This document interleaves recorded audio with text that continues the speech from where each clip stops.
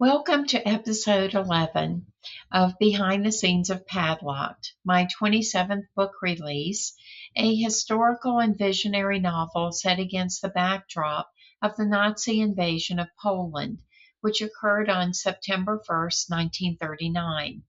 It was known as Blitzkrieg.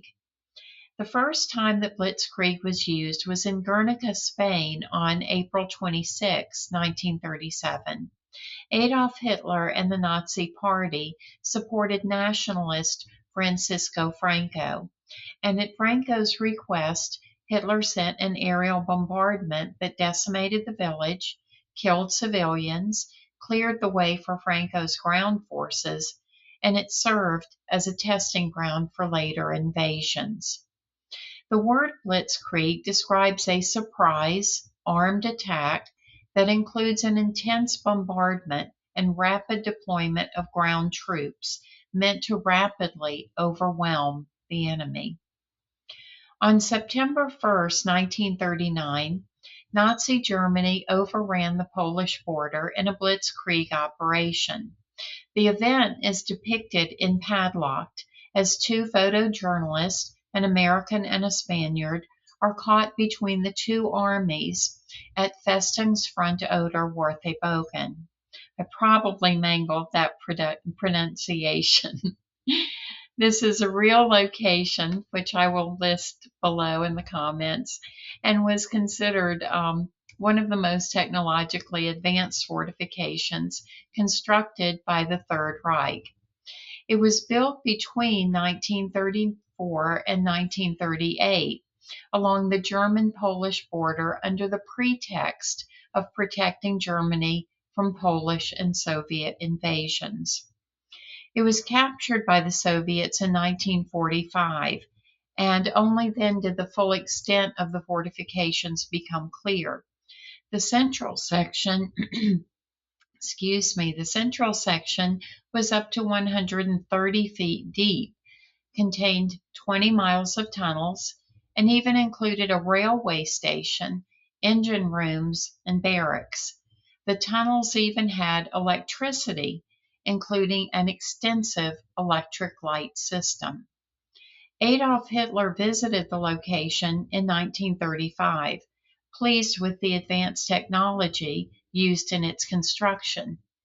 When Nazi Germany invaded Poland 4 years later, the extensive network of tunnels and over 100 pillboxes kept the buildup and initial advance underground and more secretive. Oddly, it took only 3 days of fighting for the Soviets to capture it in 1945. This was partly due to the fortifications becoming undermanned in the waning months of the war as Nazi troops were deployed elsewhere. Although the Red Army blew up much of the fortification to prevent its future use, parts of the Festungsfront Oder-Warthe-Bogen, now located within Polish borders, are open to the public today as tourist attractions. It is now one of the 10 largest hibernation sites for bats in Europe, housing approximately 40,000 bats across 12 species.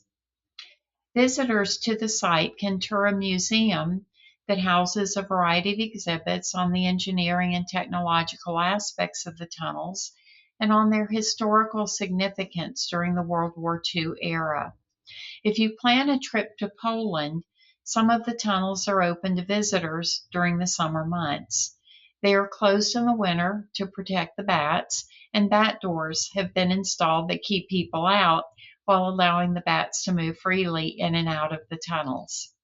The short tour takes about 1.5 hours, while the long tour takes almost 3 hours. The Nazi invasion marks the beginning of an ordeal for Padlock's main characters, who are all trapped in Poland for the duration of the war.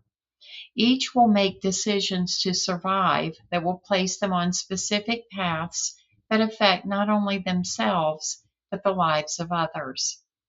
All the locations in Padlocked are real places, including Guernica, Spain, and these locations in Poland. Bedzin, Auschwitzim, Warsaw, and Auschwitz-Birkenau. I hope you'll subscribe to my channel and watch the other episodes in the Padlocked Behind the Scenes playlist. The book was a finalist in the 2026 International Book Awards contest in the cross-genre category. See you next time.